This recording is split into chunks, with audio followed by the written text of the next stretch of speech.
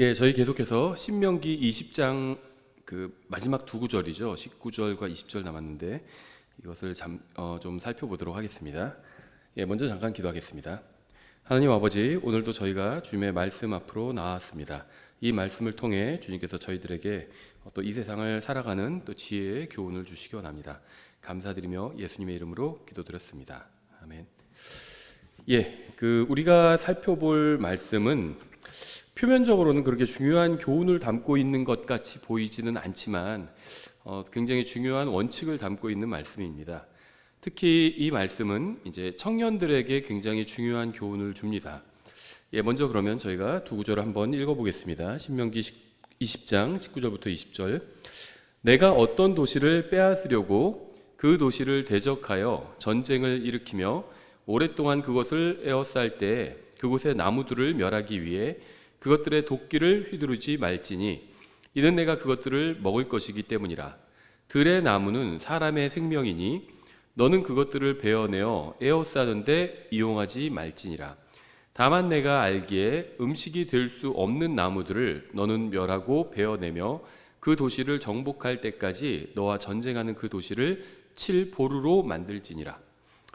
예, 이 말씀은 어떤 과거 고대 전쟁에 관해 생각을 해봐야 이해할 수 있는 말씀이죠. 그렇게 이해하기 어려운 말씀은 아니에요.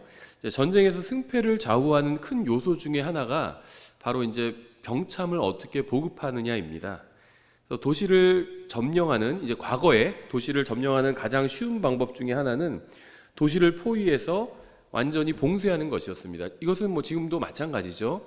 지금은 이제 이것보다 더 어떤 규모를 크게 하죠. 해상을 봉쇄한다든지, 그래서 아예 수출 수입을 못하게 막는다든지 이런 식으로 이제 하고 있죠.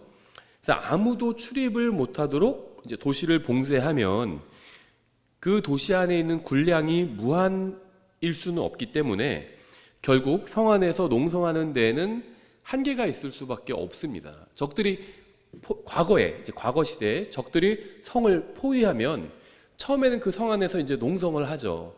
그래서 이제 지원군이 오기를 기다리죠. 근데 지원군이 오지 않거나 연결이 되지 않으면 결국 그 성 안에서 무한대로 농성을 할 수가 없어요. 언젠가는, 왜냐하면 식량이 다 떨어지기 때문에, 물과 식량이 떨어지기 때문에 이제 언젠가는 나가서 싸우든지 아니면은 항복을 하든지 이렇게 될 수밖에 없다는 겁니다. 그래서 식량과 식수를 공급받지 못하면 결국 싸움조차 할 수 없게 되어서 패배할 수밖에 없습니다. 그래서 이 보급로를 마련하고 보급하고 이 병참을 마련하고 이런 것들이 실제 전쟁에서도 굉장히 중요한 요소 중에 하나입니다. 우리가 최근에도 러시아 우크라이나 전쟁에서도 이 보급이 원활하게 이루어지지 않잖아요. 막 서로 포탄을 쏘고 총을 쏘고 그러면서 싸워야 되는데 모자른 거예요, 물량이 벌써. 그러면은 총도 있고 사람도 있지만 총알이 없으면 결국 싸울 수가 없는 거죠. 그래서 이 보급이 굉장히 중요합니다. 그렇죠? 그래서 일단 이 신명기 20장 19절부터 20절 말씀은 표면적으로는 그런 전쟁에 관한 말씀처럼 보여요.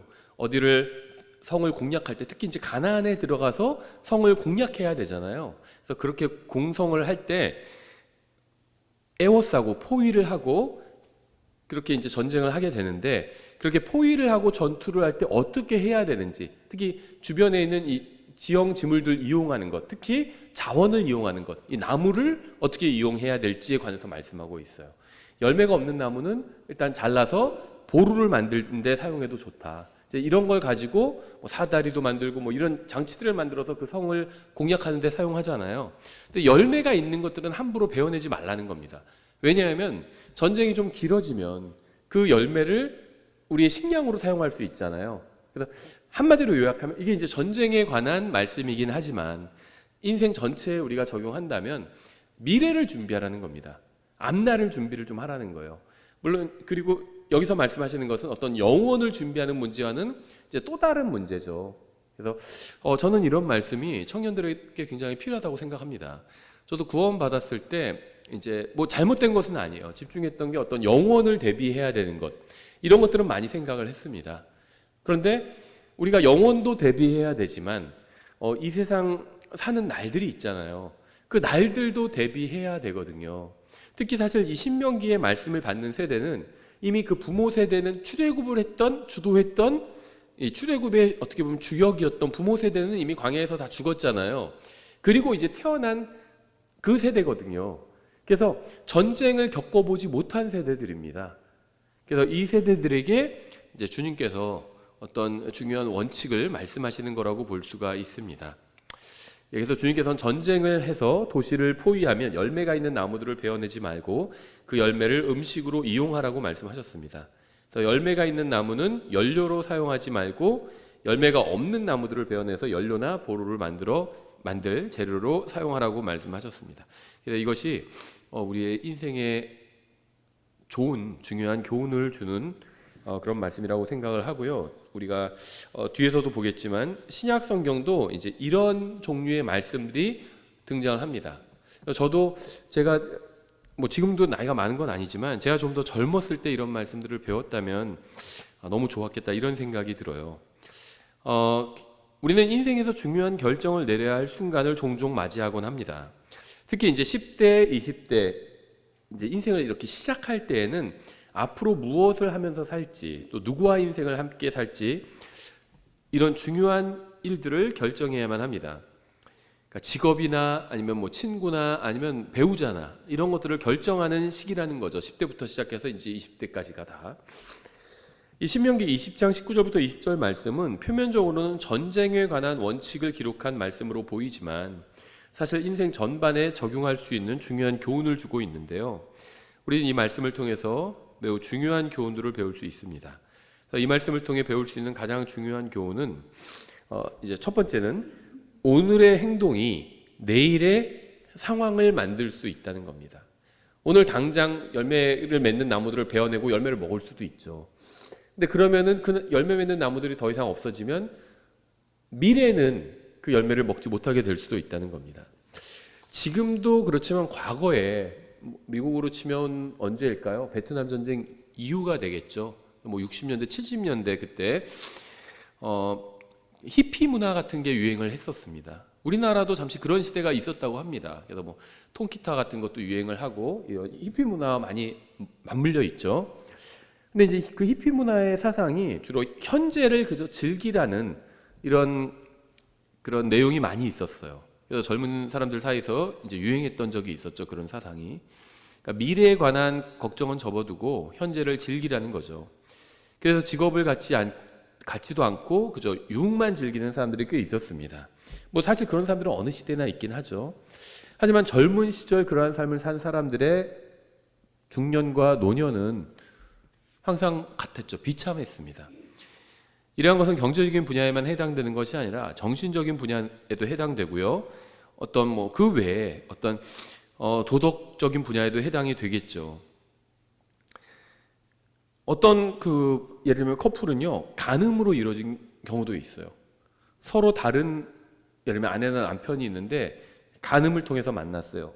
그래서 서로 그 새로운 과정을 또 그렇게 만들었는데 나중에 결국 또 간음으로 끝나게 되는 그런 커플들도 있습니다. 그러니까 현재를 어리석은 짓을 하면서 보내면 미래에는 어리석음으로 완전히 둘러싸이게 됩니다. 바보 같은 일들로 둘러싸이게 된다는 겁니다. 씨를 뿌리고 자라게 하는데 힘을 쏟으면 열매를 얻게 되죠. 유흥으로 시간을 보내면 결코 열매를 맺을 수가 없다는 겁니다. 오직 열심히 일하는 것만이 열매로 인도하게 될 뿐이죠. 이 선택은 굉장히 중요합니다. 지금 우리가 무엇을 선택하느냐가 미래를 결정하게 됩니다. 누구를 친구로 선택하고 누구와 함께 할 것인지를 선택하는 것은 굉장히 중요한 문제입니다. 죄를 선택할 것인지 또 의를 선택할 것인지 이런 것들은 인생을 완전히 바꿀 수 있는 중요한 문제예요. 항상 어렸을 때부터 바른 것을 주로 선택했던 사람들, 또 어렸을 때 그것을 배워서 젊은 시절에 계속 바른 것을 선택한 사람들은 훨씬 좋은 결과를 맞을 수 있게 되는 거죠. 또 어렸을 때부터 잘못된 것, 죄를 선택하게 되면 결국에는 언젠가 그것들이 쌓여서 나의 인생에 그대로 돌아오게 된다는 겁니다. 지금 당장 편하게 사용하라고 열매 맺는 나무를 잘라버리면 나중에는 열매를 먹지 못하게 될 수 있다는 겁니다. 하지만 미래를 위해서 열매 맺는 나무를 베어내지 않는다면 미래에 훨씬 더 풍요로워질 수 있다는 겁니다. 우리가 신명기 20장의 마지막 두 구절을 통해서 배울 수 있는 두 번째 교훈은 현재의 승리를 미래의 고난의 원인이 되게 하지 말라는 겁니다. 구원받았다면 주님께 감사와 찬양을 드려야 되겠죠. 구원은 내가 구원받는다, 누군가 구원받는다는 것은 영혼을 바꾸는 엄청난 일이죠. 하지만 구원받았다고 해서 자동으로 그리스도인답게 또 구원받은 사람답게 살게 되는 것은 아닙니다. 구원받았다고 해도 구원받았다고 해서 또 자동으로 말씀대로 살게 되는 것도 아니죠. 그러니까 이 구원이란 것은요, 영적인 문제에 있어서 큰 승리를 거둔 겁니다. 어떻게 보면 최초의 승리가 되겠죠. 내가 구원받았다, 예수님을 선택했다. 이것은 영적 전쟁에 이제 참전하게 된 것이고, 영적 전쟁에서 처음으로 맞는 큰 승리라는 겁니다. 근데 구원받았다고 해서 자동으로 성경을 많이 알게 되고 성경을 바르게 이해하게 되는 것은 아니라는 겁니다. 구원받은 지 얼마 되지 않았다면 겸손한 마음으로 성장한 그리스도인들에게 말씀을 배워야 합니다. 먼저 겸손하게 말씀을 배우지 않으면 그리스도인의 간증을 망치게 되고 만다는 거죠. 구원받은 직후에 처음부터 바르게 기초를 놓지 않는다면 나중에는 바로잡기가 대단히 힘들어지게 됩니다. 지난 30년간 독립침례교에서 이런 사람들을 너무 많이 봤어요. 구원은 받았는데 그 다음 첫 단추를 잘못 깬 겁니다. 그러다 보니까는 첫 단추를 그러니까 구원받은 게 옷을 입은 거라고 친다면, 구원은 받아서 자켓을 걸쳤는데 그럼 옷은 입은 거예요. 그렇죠? 그런데 첫 단추를 잘못 깨면 나머지 단추도 잘못 깨서 우스꽝스러운 모습이 되잖아요. 그런 그리스도인들이 너무나도 많이 있어요. 정말 말로는 제가 우스꽝스럽다고 표현했지만 완전히 삐뚤어진 그리스도인들이 굉장히 많다는 겁니다. 예수님께서는 속히 오시죠. 근데 이 예수님께서 속히 오신다는 말씀이 계시록 22장 마지막 부분에 기록되어 있죠. 근데 이 계시록은 거의 2000년 전에 기록이 됐죠. 2000년 전에도 예수님께서는 속히 오신다고 말씀하셨습니다. 그리고 진리였습니다. 그것이. 그리고 지금도 여전히 진리예요. 우리는 예수님께서 언제 오실지 알 수 없습니다. 하나님께서 정하신 시간이 오면 주님께서는 눈 깜짝하는 순간에 셋째 하늘에서 지상까지 아주 속히, 빠르게 오실 겁니다. 주님께서는 속히 오실 겁니다. 오늘 밤에 오실 수도 있고요, 내일 오실 수도 있고 또 100년 후에 오실 수도 있어요. 따라서 우리는 주님께서 속히 오신다는 사실을 믿지만 언제 오실지 알 수 없기 때문에 우리가 인생을 다 살게 되는 경우도 준비를 해둬야 한다는 겁니다. 오늘 제가 선포하는 말씀은 한 80~90%는 이제 젊은 20대 초반 또 10대, 20대 이런 청년들에게 하는 말씀이라고 생각하시면 돼요. 예수님께서 속히 오실 것이기 때문에 취직을 하지 않거나 직장을 그만둔다면 그것은 믿음으로 행한 일이 아니죠.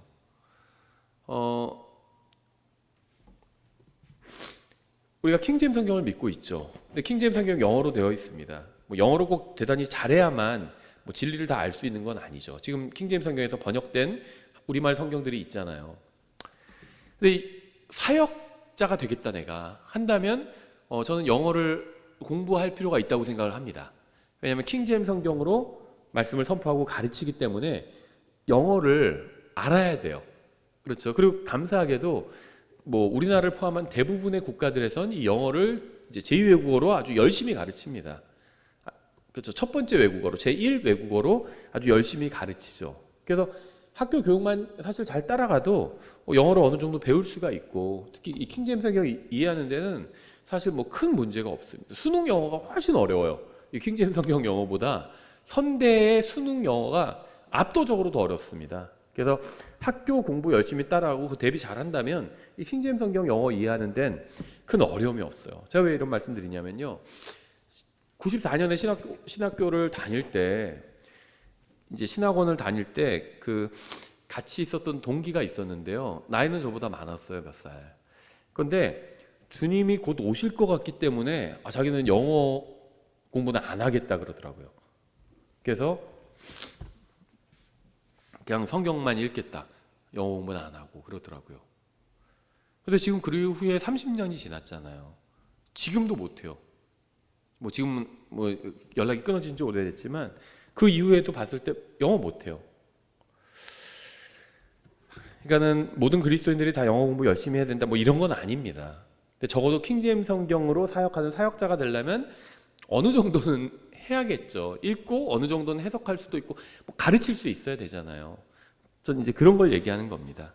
그래서 주님께서 속히 오시는 것은 맞지만 그렇다고 해서 해야 될 일을 하지 않아도 되는 것은 아니라는 거예요. 언제 오실지 모릅니다. 속히 오십니다. 주님은. 그러나 언제 오실지 몰라요. 10년 후에 오실 수도 있고 100년 후에 오실 수도 있습니다. 그래서 우리는 언제 오실지 모르기 때문에 100년, 200년, 300년, 500년 후에, 그러니까 내가 지금 뭐 사고나 병으로 죽지 않는다면 보통 사람이 사는 평균 수명이 있잖아요. 85, 90, 뭐 요즘 이렇게 살잖아요. 한국 사람들. 그럼 그때까지 살면서 해야 될 계획을 세워야 된다는 겁니다. 그러니까 취직도 해야 되고요. 그렇죠. 근데 주님께서 속히 오실 것이기 때문에 뭐 취직을 하지 않는다든지 아니면 직장을 그만둔다든지 그런 것들은요, 믿음으로 행한 일이 아니라는 겁니다. 저는 이제 젊은 시절부터 킹제임스 성경 진영에 들어왔는데요. 제가 젊었을 때 이런 걸 가르쳐 주는 사람들이 없었어요. 그냥 믿음으로 지금에 올인하는 거, 미래를 대비하는 거, 10년 후, 20년 후, 30년 후를 대비하는 건 가르치는 사람이 없었습니다. 그냥 지금 당장 올인해서 무엇인가 하는 거, 그래서 막 당장 성과를 내는 거, 이런 것만 강조했었습니다. 주님께서는 속히 오실 겁니다. 하지만 그렇다고 해서 뭐 가지고 있는 옷을 다 버릴 필요는 없어요. 주님께서 속히 오십니다. 하지만 교육받을 수 있는 기회를 포기하지 말라는 겁니다. 내가 취업 준비를 위해서 뭐 1년간 교육받아야 된다. 그럼 그거 받으시라는 거예요. 근데 주님께서 1년 전에 오시면 어떡해요? 오시면 좋죠. 뭘 어떡해요? 근데 만약에 1년 후까지 안 오시면 어떡할 거예요? 그럼 그 교육을 받았어야 되잖아요. 교육받을 게 있다면 받으라는 겁니다. 주님께서 속히 오실 것이지만 10년 후나 20년 후에 오실 수도 있어요. 30년 후에 100년 후에 오실 수도 있습니다. 저랑 믿는 교리가 똑같은 어떤 목사님 만나는데 그 목사님은 500년 후에 오실 것 같다고 그렇게 얘기하더라고요. 그렇다고 해서 뭐 주님 오시는 걸 싫어하는 사람이 아니에요. 빨리 오셨으면 좋겠대요. 근데 돌아가는 걸 봐서는 한 500년 후에 오실 것 같다는 거예요. 그건 자기 생각이죠. 저 그 생각은 존중합니다. 그분은 그걸 자기가 교리로 가르치지 않아요. 그냥 자기 생각이 그렇다는 겁니다. 뭐 그런 생각할 수 있죠. 또 같은 교리를 믿는데 어떤 분은요 1년 내에 오실 것 같다고 그런 분도 있어요. 그걸 가르치진 않습니다. 그분이 그냥 자기 생각과 바람이 있는 거죠. 그건 상관없습니다. 1년 내에 오실 수도 있고 500년 후에 오실 수도 있어요. 몰라요. 성경에선 그 날과 그 시각은 아들도 모른다고 했습니다.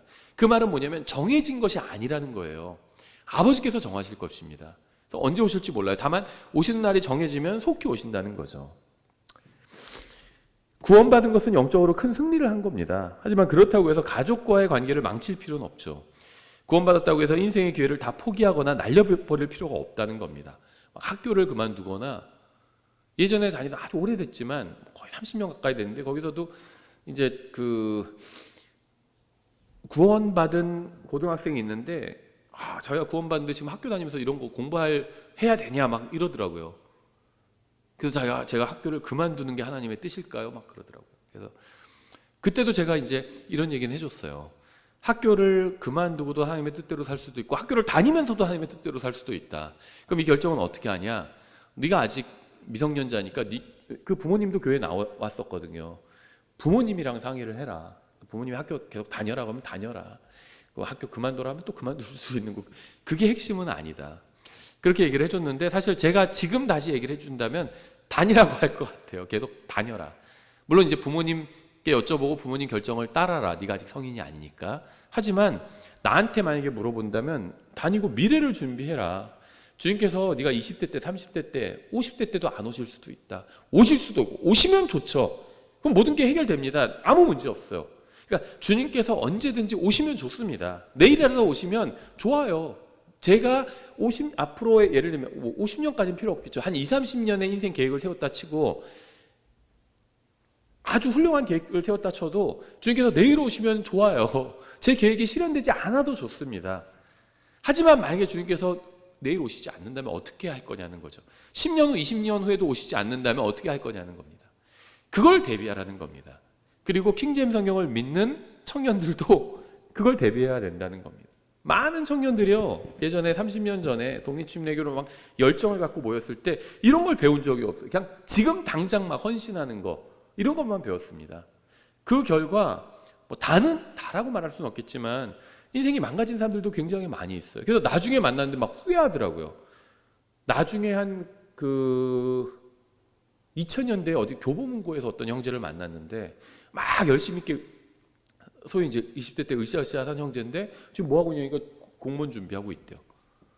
그래서 자기가 진작에 이거 공무원 준비나 할 걸 괜히 그때 그랬다고. 너무 안타깝더라고요. 제대로 배우지 못한 거죠. 그냥 인생 포기해버리게 만든 거예요. 많은 독립침례교회에서. 관계를 다 끊어버릴 필요가 없다는 겁니다. 모든 관계 다 끊어버리면 어떻게 복음을 전해요? 예수님을 믿는다고 해서 믿지 않는 사람들이 우리를 비정상이거나 정신병자로 그렇게 생각하도록 만들 필요는 없다는 겁니다. 우리가 하나님 말씀대로 사는데 그걸 보고 누가 비난한다면 그 비난은 감수해야 되겠죠. 근데 억지로 그렇게 생각하도록 만들 필요는 없다는 겁니다. 구원받은 것은 큰 승리를 이룬 겁니다. 하지만 인생에서 오직 구원만 큰 승리로 남게 하지는 마십시오. 구원을 시작으로 해서 계속해서 큰 승리를 이뤄가야 합니다. 그렇게 하기 위해서는 구원받았다고 해서 모든 관계를 끊어버릴 필요도 없습니다. 세상을 완전히 끊어버리지 않고도 정직하고 열심히 살면서도 훌륭한 그리스도인의 간증을 갖고 있는 사람들이 많이 있어요. 세상에서도 훌륭한 사람으로 열심히 살고 동시에 말씀을 따라 그리스도인답게 살면서 영적으로 계속 승리하는 삶을 사는 것은 불가능한 일이 아니라는 겁니다. 우리는 신명기 20장에 나온 열매 맺는 나무를 통해서 일시적인 유용성보다는 장기적인 유익이 무엇인지 살펴보는 것이 지혜로운 일이라는 사실을 배울 수 있습니다. 우리는 일시적인 유용성이나 편리함이 아닌 장기적인 유익을 보고 따라가야 합니다. 지금 당장 조금의 이익을 더 준다고 하는 것을 따라가지 말고 20년 후, 30년 후, 50년 후에 무엇이 더 유익할지를 생각해 봐야 합니다. 지금 당장은 편안함을 줄 수 있지만 미래에 덫이 되어서 피해를 줄 수 있는 것들이 혹시 아닌지, 그런 것이 아닌지 생각해 봐야 된다는 겁니다. 아직 학생이라면 열심히 배워야 합니다. 항상 학교에 머물러 있을 수는 없어요. 그렇죠? 지금은 좀 아마 저도 그렇게 생각했습니다. 10대 때 학교 다닐 때, 중학교, 고등학교 다닐 때 막 지겹다 이런 생각했어요. 빨리 성인 돼서 막 마음대로 살고 싶다 이런 생각했어요. 그러니까 지금은 지겹다고 생각할지 모르지만 언젠가 다시 학생 때로 돌아갈 수만 있다면 소원이 없겠다라고 생각할 날이 온다는 겁니다. 아마 많은 성인들이 그런 생각할 거예요. 다시 학생 때로 돌아갈 수만 있다면 그럼 내가 완전히 다른 인생을 살 텐데, 이렇게 후회하는 사람들이 많다는 겁니다. 배우고 공부할 수 있는 기회를 아무 생각 없이 날려버리지 말라는 겁니다. 아빠가 돈 벌어오고요, 엄마가 집에서 요리해주고 돌봐주고요, 또 자기가 할 일이라고는 그저 앉아서 공부하는 것이 전부라면 아직 그때가 지나가기 전에 열심히 공부하고 배워두라는 겁니다. 그 기회는 다시 오지 않을 수 있습니다. 인생에서 이때보다 더 좋은 시기는 오지 않을 겁니다. 이 시기를 지나고 있으면서도 이때가 가장 좋은 때라는 생각이 들지 않는 이유는요, 미래를 생각하지 않기 때문이에요. 이것은 마치 열매 맺는 나무를 미래가 아닌 지금 사용하기 위해서 베어버리려고 하는 것과 같습니다. 저는 지금 아직 어린 청년들에게 말하고 있어요. 여러분이 생각하는 것보다 여러분의 인생이 길 수 있다는 겁니다. 지금까지 살아온 날보다 앞으로 살아갈 날이 훨씬 더 많이 있을 수 있다는 겁니다. 열매 맺는 나무를 베어내지 마십시오. 미래를 위해서 아껴두라는 겁니다. 현재의 만족과 즐거움을 위해서 좀 더 오래 둘 수 있는 것을 희생시키지 말라는 겁니다. 지금 함께 즐길 수 있는 친구보다 함께 미래를 대비할 수 있는 친구를 사귀어야 한다는 겁니다. 현재의 즐거움을 위해서 미래를 망쳐버리지 말라는 겁니다. 오늘은 내일을 준비하는 시간입니다.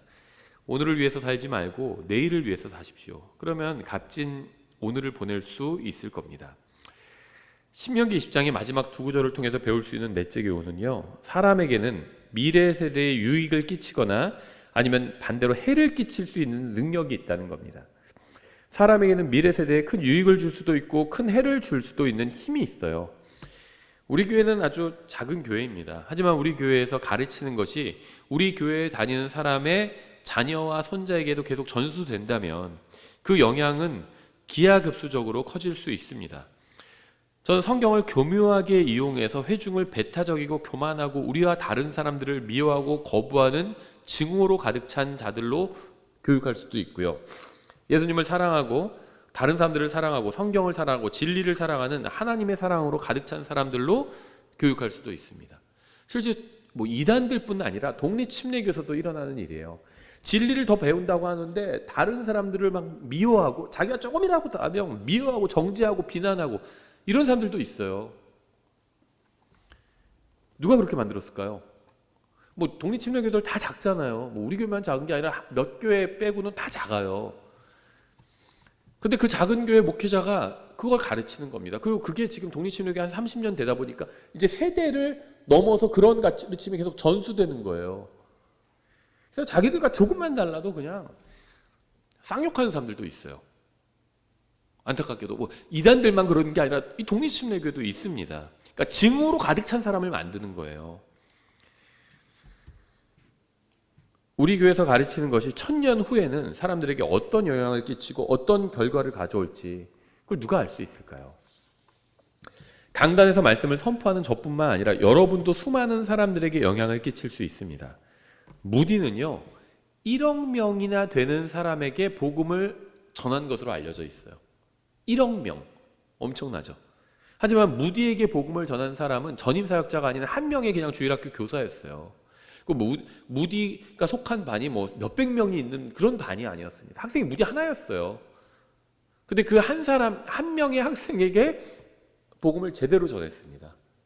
그러니까 그 학생이 사역자가 돼서 1억 명의 사람들에게 복음을 전한 겁니다. 뭐 빌리 그레함이 많은 사람들에게 복음 전했다는데 비교가 안 돼요. 무디가 전한 것과 비교하면 압도적으로 많습니다. 무디가 복음을 전한 사람이. 스펄전도 수많은 사람들에게 복음을 전했고요. 이 스펄전 생전에는 세계에서 가장 큰 교회를 인도했죠. 스펄전이. 근데 스펄전에게 복음을 선포한 사람은 이름이 걸리 알려지지 않은 평범한 그리스도인이었어요. 원래 스펄전이 다니던 교회가 있었는데요. 그 교회 이제 스펄전이 목회를 시작하기 전에 거듭날 때 얘긴데요. 그 교회에 가야 되는데 눈보라가 너무 많이 친 거예요. 그러니까 이 당시 마차를 타고 갔잖아요. 아니면 걸어가든지 갈 수가 없는 겁니다. 그래서 할 수 없이 그냥 주변에 있는 스펄전은 침례교 목사였죠. 주변에 있는 감리교회에 들어갔습니다. 근데 감리교회에 들어갔는데 역시나 그 교회에서도 목사님이 오시질 못한 거예요. 눈보라가 너무 많이 쳐서. 그래서 이제 몇 명 일찍 온 사람들이 뻘쭘하게 앉아있다. 그 중에서 한 사람이 일어나가지고 설교한 거예요. 즉석 설교한 겁니다. 목회자도 아니에요. 그 사람은. 본문 펴놓고 이사에서 펴놓고 설교하는데 뭐 할 얘기도 없어요. 아는 것도 없고. 그래서 여기서 뭐 다 너희는 주를 바라보라고 합니다. 하면서 여러분 주님을 바라보십시오. 이런 식의 설교를 했어요. 스펄전 보고는 거기 되게 비참해 보이는데 주님을 바라보세요. 이러면서 설교했는데 거기서 스펄전이 뭐라고 하냐면 나중에 나는 그 순간 즉시 주님을 바라봤다. 주님의 십자가를 바라보고 구원받았다. 이렇게 얘기합니다. 교회도 다니고 복음도 많이 들어서 복음이 뭔지는 알고 있었는데 자기가 정말 믿은 적이 없었던 거예요. 그 순간 믿은 거예요. 근데 그 설교가 뭐 대단한 설교가 아니에요. 그냥 어떤 교회 다니는 어떤 아저씨가 그냥 한 원고 없이 그냥 한 설교였습니다. 그거 듣고 구원받은 거예요. 여러분이 무디나 스펄전에게 복음을 전한 사람이 누구인지 모르지만 하나님 알고 계시겠죠. 저는 그들이 스펄전이나 무디나 빌리 선데이나 존 웨슬리에게 술이나 마약이나 담배나 이상한 것을 전해주지 않고 복음을 전해주었다는 사실로 인해서 주님께 감사를 드립니다. 한 사람이 한 사람에게 이상한 거 전해줄 수도 있어요. 이상한 거 가르쳐주고요. 막 마약하는 법, 도둑질하는 법 가르쳐주는 사람도 있잖아요. 근데 한 사람의 별거 아닌 사람이에요. 무디나 스펄전은 엄청난 일을 한 사람들이지만 그 사람들에게 복음을 전해준 사람은 정말 교회사의 이름도 남지 않은 아무것도 아닌 사람들입니다. 근데 그 사람들이 쓸데없는 걸 전해준 게 아니라 복음을 전해줬어요. 그랬더니 그 열매가 엄청나게 크게 열린 거죠. 그러니까 한 사람이요 엄청난 일을 일어나게 할 수 있다니까, 엄청난 영향력을 끼칠 수 있다는 겁니다. 말씀으로. 그것도 설교자뿐만 아니라 설교자가 아닌 사람도 그런 일이 일어나게 할 수 있다는 거예요. 무디와 스펄전에게 복음 전하는 사람, 빌리 선데이나 무슨 뭐 웨슬리에게 복음 전하는 사람은요 설교자가 아니었어요. 누군가 무명의 작은 그리스도인 하나가 이들에게 복음을 전해 주었고 그 결과는 우리가 교회사를 통해서 하는 것처럼 엄청난 위력을 발휘했습니다. 한 명의 작은 그리스도인 한 사람이 누군가에게 죄나 사악함이나 정치나 무슨 다른 무엇을 전해주지 않고 복음을 전해주었을 때 그 선한 영향력은 이루 말할 수 없을 정도로 커졌을 뿐 아니라 복음으로 세상을 흔들었습니다. 따라서 열매 있는 나무를 현재를 위해서 베어버리지 마십시오. 미래에 누가 그 나무를 통해서 유익을 얻을지, 얼마나 많은 사람이 유익을 얻게 될지 아무도 알 수 없어요. 때로는 우리에게 어려운 상황이 임할 것입니다. 그런 때에도 우리는 선택하고 결정을 내려야만 합니다. 이 신명기 20장에서 말씀을 듣던 사람들도 대부분 전쟁에 참여해 본 적이 없는 젊은이들이었어요. 그들 중 대부분은 사람이 칼에 맞아 죽는 것을 본 적도 없을 겁니다. 그들 중 대부분은 가족을 떠나서 전쟁터로 나가본 적도 없을 겁니다. 그들 중 대부분은 병영 생활이 얼마나 고달프고 어려운지 알지 못했을 겁니다. 인생에서는 어려운 일들이 종종 찾아옵니다. 하지만 그런 어려움 가운데서도 바른 선택을 하고 바른 일을 하는 것은 중요합니다. 어려움으로 인해서 다른 사람이나 환경이나 상황을 비난하는 것은 아무 도움이 되지 않아요. 도망가지 말고 맞서 싸울 수 있어야 합니다. 바른 선택을 하고 바른 일을 해야 합니다. 이런 것이 반복되면 미래는 하늘과 지옥이 다른 것처럼 완전히 달라질 겁니다. 이제 신약의 예를 한번 찾아보면요, 이 같은 핵심 내용을 다루고 있는데 신약의 똑같은 이야기를 다루고 있는 게 있는데요. 예를 들면 누가복음 14장 25절에 이렇게 되어 있습니다. 잘 아시는 이야기예요.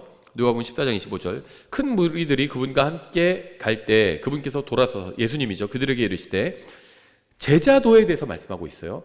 어떤 사람이 내게 오면서 자기 아버지나 어머니나 아내나 자식이나 형제나 자매나 참으로 자기 생명도 미워하지 아니하면 내 제자가 될 수 없고, 누구든지 자기 십자가를 지고 나를 따라오지 아니하는 자도 내 제자가 될 수 없느니라.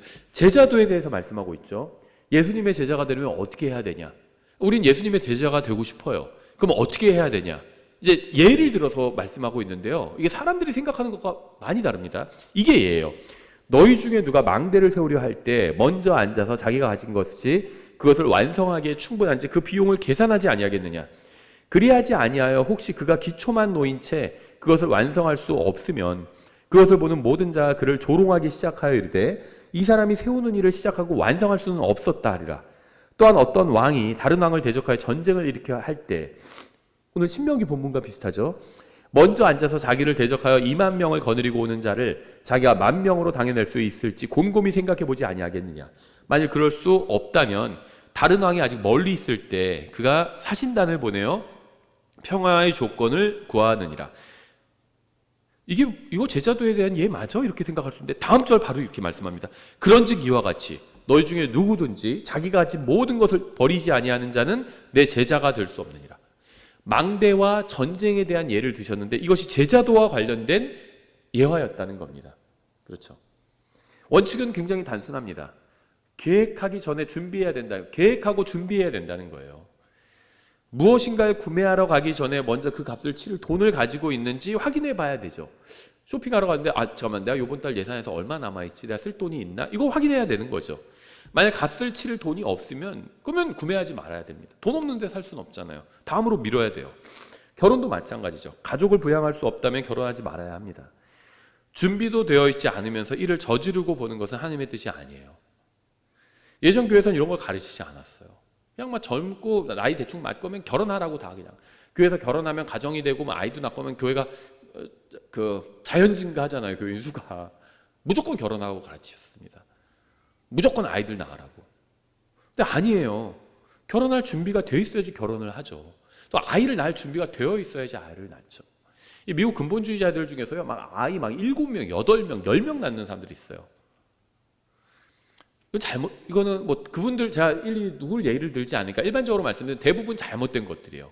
그럴 능력이 안 돼요. 그래서 막 국어라도 듣고 다녀요. 제가 말을 국어라고 표현했지만 다 지원 호소하고 다닙니다. 애가 너무 7, 8명을 키우려면 많은 비용이 들잖아요. 할 수 있을 만큼만 해야 된다는 거죠. 그리고 물론 이제 실수로 한둘 더 낳을 수도 있겠죠. 그러니까 어느 정도만 낳고 말아야 돼요. 계속 낳으면 안 되죠. 키울 능력이 없는데 어떻게 계속 낳아요? 그건 하나님의 뜻이 아니라는 겁니다. 저지르고 보는 것은 하나님의 뜻이 아니에요. 이게 대표적인 예가, 제가 교회 장소 얻으러 다닐 때 교회 한다고 하면 다 싫어했습니다. 주인도 싫어하고 부동산도 싫어했어요. 나중에 부동산 공인중개사한테 물어봤어요. 왜 그렇게 싫어하냐? 우리가 그렇게 막 시끄러운 교회, 막 교회라고 하면 시끄러울까 봐 저는 싫어하는 줄 알고, 우리 막 시끄러운 교회가 아니라 그냥 주로 공부하는 교회다 이렇게 얘기를 했더니 그런 거 전혀 상관없다고 그러더라고요. 시끄럽든지 공부를 하든지 뭘 하든지 그런 건 상관없다, 주인들은. 뭐가 상관 있냐? 월세를 잘 내는 게 중요하다, 주인들에겐. 그러더라고요. 그런데 교회 10명 모이는데 100명 모이는 장소를 얻는데요.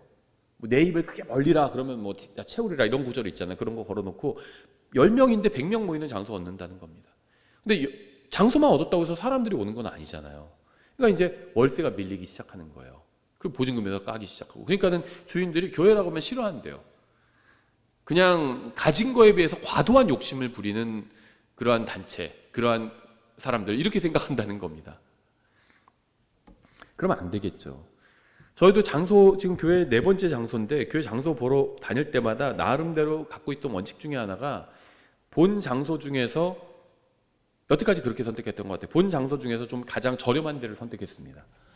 너무 큰 데를 하면은 또 부담스러워 할까봐 성도들이 비교적 좀 저렴한 데. 지금 저희 있는 데도 한 층에 반 나눠 쓰고 있잖아요. 저희랑 필라테스랑. 필라테스 쪽이 좀 더 좋았는데 거기가 좀 더 비쌌어요. 보증금도 한 1,000만 원 더 나갔고 월세도 조금 더 비쌌습니다. 그래서 이쪽 반을 선택한 거예요. 조금 더 저렴한 데로. 할 수 있는 데를 해야죠. 우리가 운영할 수 있는데 우리 지금 헌금이 어느 정도 있고 예산이 어느 정도 있는데 이걸로 커버할 수 있는데 그런 데를 선택을 해야죠. 이게 계산을 해보고 하는 거죠. 그냥 막 무리하게 이렇게 일을 저지르고 나서 하나님께서 채워주신다? 그런 건 성경에 없다는 겁니다. 그건 하나님의 뜻과 관련이 없어요. 오히려 하나님의 뜻은 반대죠. 계산해 보라고 그랬잖아요. 망대를 세울 때 값을 다 치를 수 있는지, 교회를 이사해서 교회 새로 꾸미고 세울 때 이걸 치를 수 있는지 계산을 해봐야죠. 계산해 보지도 않고 무조건 큰 데로 가려고 하고 그러면 안 되죠. 예수님의 제자가 되는 것은 가장 좋은 거죠. 하지만 우리가 반드시 알아야 할 사실은 아무 준비 없이는 예수님의 제자가 될 수 없다는 겁니다. 누가복음 14장에서 주님께서는 주님의 제자가 되는 것에 관해서 말씀하시면서 미리 대비해야 하는 것들을 말씀하셨어요. 내가 인생을 함께 할 사람이 이 일을 도울 사람인지 방해할 사람인지 생각해 봐야 합니다. 내가 지금 내리는 선택이 이 일에 도움이 되는 것인지 방해가 되는 것인지 생각해 봐야 합니다. 실제적인 준비 없이 단순히 마음만으로 되는 것은 없어요. 아무 준비도 하지 않고 그저 어딘가 가고 싶다고 해서 실제로 그곳에 가게 되는 것은 아니죠. 제주도 여행을 가고 싶다 그럼 숙박도 알아봐야 되고요. 렌트를 할 건지 차도 알아보고요. 비행기표도 알아보고요. 알아보고 계획을 해야죠. 그래야지 갈 수 있는 거죠. 계획 없이는 일을 제대로 할 수 없습니다. 망대를 세우기 위해서도 계획이 필요하고요. 전쟁을 하기 위해서도 계획이 필요하고요. 여행 가기 위해서도 계획이 필요하고 예수님을 따르기 위해서도 계획이 필요합니다. 가정을 이끌고 아이들을 양육하기 위해서도 계획이 필요하고요. 훌륭한 그리스도인이 되기 위해서도 계획이 필요합니다. 하루 종일 TV나 유튜브만 보고 있거나 빈둥거려서는 아무것도 될 수가 없어요. 마찬가지로 하루 종일 성경만 읽고 하루 종일 전도만 해도 뭘 할 수가 없습니다. 성경도 읽고 전도도 하고 다 해야죠. 다른 것도 해야 된다는 겁니다. 계획을 세워야 된다는 거예요. 하나님의 말씀을 읽고 최상의 계획을 세우는 방법을 배우십시오. 또 그리고 실천을 해야 되겠죠. 열매 맺는 나무를 베어버리지 마십시오. 미래를 위해서 그 나무를 준비해야 될 수도 있다는 겁니다. 누가복음 15장에는 탕자 이야기가 나와요. 이 탕자는요 다시 아버지께 돌아가겠다는 좋은 계획을 세웠죠. 너무 좋은 계획이었어요. 그 계획의 결과가 무엇이었죠? 이 계획이 굉장히 중요해요. 마치 무계획으로 하는 게 하나님을 믿고 하는 것처럼 그렇게 착각하는 사람들이 있는데 절대 그렇지 않습니다. 하나님은 계획하에 창세 전에 계획을 갖고 계셨고요. 계획하에 모든 걸 창조하시고 만드시고 또 유지하시고 또 심판하실 겁니다. 그냥 기분 나쁘다고 심판하시는 것이 아니라 계획을 가지고 심판하실 거예요. 계획은 굉장히 중요합니다. 이 탕자도 보세요. 이게 이 탕자의 비유의 핵심은 아니지만 우리가 배울 수 있는 점이 있는데요. 누가복음 15장 18절에 내가 일어나 내 아버지께 가서 그분께 이르기를 계획하고 있는 거예요. 속으로 지금 연습까지 해보고 있습니다. 어떻게 그분께 내가 잘못했다고 사죄할지 연습하고 있어요. 아버지여, 내가 하늘을 대적하여 죄를 짓고 아버지 앞에 죄를 지었사오니 더 이상 아버지의 아들이라 불릴 자격이 없나이다. 나를 아버지의 품꾼들 중 하나로 삼아 주소서 하리라. 이게 계획이잖아요. 계획한 겁니다. 하고 일어나 자기 아버지께 가니라. 이게 훌륭한 점이었죠. 계획을 세우고 그 계획을 실천했습니다. 그러니까는 결과가 나왔죠. 아버지께 가니라. 그러나 그가 아직 멀리 떨어져 있을 때 계획을 세우고 이제 실천하고 있죠. 그의 아버지가 그를 보고는 불쌍히 여겨 달려가 그의 목을 껴안고 그에게 입을 맞추매. 탕자는 좋은 계획을 세우고 그 계획을 실행에 옮겼습니다. 한번 나쁜 계획을 세우고 실행에 옮겼던 적도 있죠. 아버지한테 돈 다 달라고 해가지고 내가 마음껏 써봐야지. 나쁜 계획을 세우고 실제 달라고 그러고 그 돈을 모아서 먼 나라에서 탕진했어요. 나쁜 계획을 세우고 나쁜 실행을 해본 적이 있어요. 이제는 좋은 계획을 세운 겁니다. 내가 회개해야겠다. 내가 내 고향으로 돌아가서 내가 차라리 거기서 아버지 밑에서 열심히 일하면서 내가 종노릇이라도 해야겠다. 좋은 계획이었습니다. 그리고 실행을 했어요. 돌아갔습니다. 그랬더니 무엇이 기다리고 있었죠? 좋은 결과가 기다리고 있었죠. 그 결과는 모든 답을 가지고 계시는 아버지가 그를 보고 불쌍히 여기게 된 겁니다. 그렇죠? 이거면 돼요. 하나님이 나를 불쌍히 여기시면 되는 겁니다. 그러면 모든 일이 해결되게 돼 있어요. 다른 사람이 불쌍히 여기는 거 그건 중요하지 않아요. 그 사람이 내 인생의 키를 쥐고 있지 않잖아요. 하나님은 모든 것을 쥐고 계신 분입니다. 그렇죠? 하나님이 나를 보고 불쌍히 여기시면 돼요. 탕자는 아버지의 집 대문을 두드릴 필요도 없었습니다. 그렇죠? 좋은 계획을 세우고 실행을 했더니 아버지가 나와서 바로 달려와서 끌어안아 줬어요. 집 문을 두드릴 필요도 없었어요. 만약에 아버지가 나와 있지 않다면 또 집 문 앞에 가서 갈등했겠죠. 이걸 두드려 말어. 내가 면목이 없는데 이거 어떡하지? 거기서 한참 고민했을 겁니다. 근데 좋은 계획을 세우고 실행했더니 그럴 필요도 없었어요. 아버지가 뛰어와서 탕자가 어색할 틈도 없이 그냥 안아주신 겁니다. 그렇죠? 여러분 중에는 자신은 구원받았지만 아이들이나 손자들이나 남편이나 아내는 구원받지 못한 분도 있을 겁니다. 이 설교를 듣는 분들 중에 단순히 우리 가족이 구원받았으면 좋겠다는 바람만으로는 부족합니다. 좋은 바람이지만 그걸로는 부족해요. 실제로 그들에게 복음을 전할 계획을 세워야 합니다. 어떻게 그들을 아버지의 집으로 데리고 갈지 생각해 봐야 합니다. 이렇게 해서 내가 그렇게 해서 데리고 가야지. 이런 계획이 있어야 된다는 거예요. 아직 구원받지 못한 가족을 주님께로 인도할 여러분의 계획은 무엇인가요? 그 계획을 실현할 방법은 무엇인가요? 또 누가 도와줄 수 있을까요? 그 계획을. 이러한 것들을 생각하고 계획하시기 바랍니다.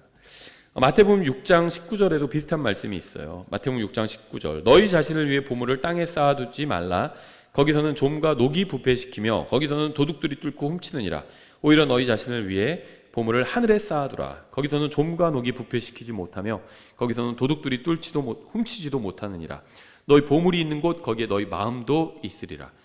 미래를 준비하십시오. 보물을 하늘에 쌓을 수 있는 방법이 무엇인지 생각해 보십시오. 미래를 위해서 계획하세요. 마태복음 25장 14절 이렇게 되어 있죠.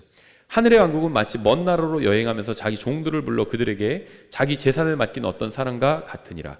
그가 하나에게는 5달란트를, 다른 하나에게는 2달란트를, 다른 하나에게는 1달란트를 주되 각 사람에게 그의 개별적인 능력에 따라 주고 즉시 여행을 떠나니.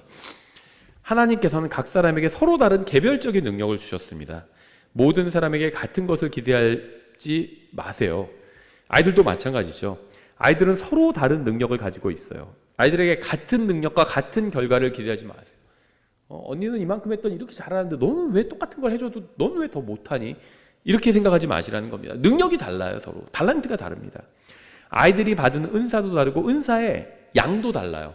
능력도 다르고. 하나님은 공산주의자가 아닙니다. 하나님은 모든 사람에게 같은 것을 주지 않으셨습니다. 하나님께서는 어떤 사람에게는 5달란트를 주셨고 다른 사람에게는 2달란트를 주셨어요. 서로 다르게 주십니다. 하나님은. 하나님께서는 사람들에게 똑같은 것을 주지 않으십니다. 따라서 우리는 각자가 받은 은사와 달란트대로 일해서 결과를 내면 될 뿐입니다. 교회도 마찬가지죠. 모든 성도가 같은 은사를 받지도 않았어요. 이 정도 다녔으면 저 사람 변화돼야 되는데 이렇게 생각할 필요 없다는 겁니다. 어떤 사람은 1년만 다니고도요 변화되고 정말 교회에서 교회를 지탱하는 그렇게 기둥 같은 일꾼이 되기도 하고요. 어떤 사람은 5년, 어떤 사람은 10년이 걸리기도 합니다. 사람마다 다 달라요. 같은 것을 기대할 필요가 없다는 겁니다. 따라서 다른 사람은 신경 쓰지 말고 자신이 받은 은사에 따라서 일하고 열매를 맺으면 됩니다. 다른 사람과 경쟁할 필요도 없어요. 계속해서 16절에 그때 5달란트 받은 자가는 가서 바로 그것으로 장사하여 5달란트를 더 만들었고 2달란트 받은 자도 그와 같이 하여 2달란트를 더 벌었으나 1달란트 받은 자는 가서 땅을 파고 자기 주인의 돈을 감추었더라. 오랜 시간 뒤에 그 종들의 주인이 와서 그들과 계산하니. 오랜 시간 뒤에 주인이 와서 종들과 계산했습니다. 오랜 시간 뒤에. 계산하는 시점에서 보면 오랜 시간 전에 한 일이 현재의 운명을 좌우하게 될 겁니다. 내가 30년 전에 누군가에게 복음 전해서 구원받았는데 만약에 지금 주님께서 공중으로 오셔서 우리를 부르셨어요. 그럼 지금 우리가 들마다 올라가죠. 근데 30년 전에 한 그 일로, 오래전에 한 일로 인해서 주님께서 나에게 상급을 주실 수도 있다는 겁니다. 계산하는 시점에서 보면 오래전에 한 일이 현재 운명을 좌우하게 되는 경우들이 있다는 거예요.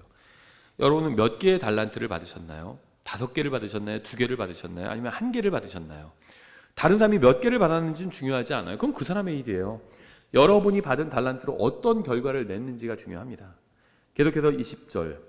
이에 5달란트 받은 자는 5달란트를 더 가지고 와서 이르되 주인이여 주께서 내게 5달란트를 맡기셨는데 보소서 내가 그것들 외에 5달란트를 더 벌었나이다 하매 그의 주인이 그에게 이르되 잘하였도다 선하고 신실한 종아 내가 적은 것에 신실하였으므로 내가 너를 많은 것을 다스릴 치리자로 삼으리니 넌 내 주인의 기쁨에 참여하라 하니라.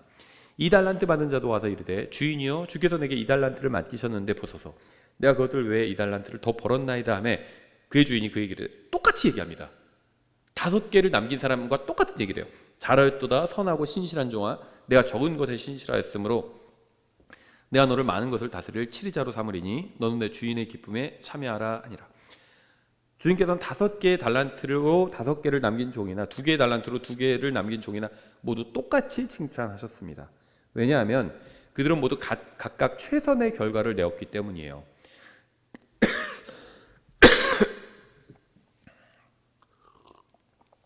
5개를 남긴 종이 더 많은 칭찬이나 보상을 받지 않았습니다. 왜냐하면 하나님께서는 5개를 받은 종과 2개를 받은 종은 서로 다른 능력을 가지고 있었음을 아셨기 때문입니다. 중요한 것은 달란트를 몇 개 받았는지가 아니라 자신이 받은 달란트를 제대로 사용했는지입니다. 다른 사람 신경 쓰지 마세요. 여러분이 할 수 있는 일을 하면 됩니다. 여러분이 주님을 위해서 할 수 있는 일이 무엇인지 생각해보고 그 일을 실현할 수 있는 계획을 세우고 또 인생 전체에 걸쳐서 그대로 실행하시기 바랍니다. 마지막으로 한 구절 인용하면 갈라디아서 6장 7절부터 8절이죠. 오늘 제가 인용한 구절들은요 서로 다른 곳에 있는 구절들이지만 같은 맥락을 가진 구절들이에요. 갈라디아서 6장 7절 8절 속지 말라 하나님은 조롱받지 아니하시나니 사람이 무엇을 심든지 또한 그것을 거두리라. 자기 육신에게 심는 자는 육신으로부터 썩는 것을 거두겠지만 성령에게 심는 자는 성령으로부터 영존하는 생명을 거두리라.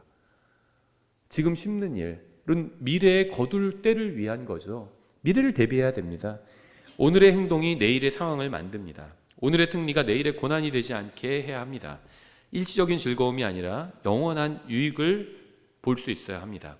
사람에게는 미래 세대에 큰 유익을 줄 수 있거나 큰 해를 끼칠 수 있는 능력이 있습니다. 시간은 빠르게 지나갑니다. 지금 청년들은 언젠가 부모가 되고 또 노인이 됩니다. 인생은 날아갑니다. 인생이 다 지나가 버리기 전에 현명한 선택을 하고 또 현명한 계획을 세워야 합니다. 그래서 오늘 저희가 신명기 20장의 전쟁에 관한 말씀을 영적으로 적용해 보았습니다.